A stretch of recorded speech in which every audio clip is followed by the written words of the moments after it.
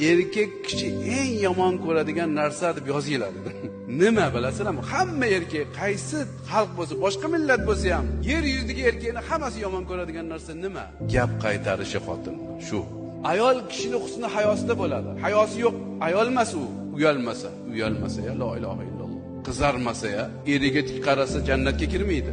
Qorlar kelardi, qorda odamga. Oyim kelin topibdi, bugun uchrashuvga ketyapman, duo qiling qor aka desa, "Men duo qilaman, menga qarang" dedilar. Ha, borganingizda o'sha qizni shunday qarab qo'ysa bo'ladi, qarab olish kerak. Muhabbat tushish kerak yuziga. Shu qaraganingizda qizarib ketsa, husni o'rtacha bo'lsa ham dar oling dedilar. Unda yaxshilik bor. Qizarib ketsa, shunday qarab turaversa, osmondagi oy bo'lsa ham olmang dedilar. To'g'ri. Bitta gap gapirsa, ikkita gapirsa olmang uni. Ertaga 50 ta gapiradi. Onasini ko'rib qizini olinglar keyin. Onasi yaxshi bo'lsa qizni, albatta qiz yaxshi bo'ladi.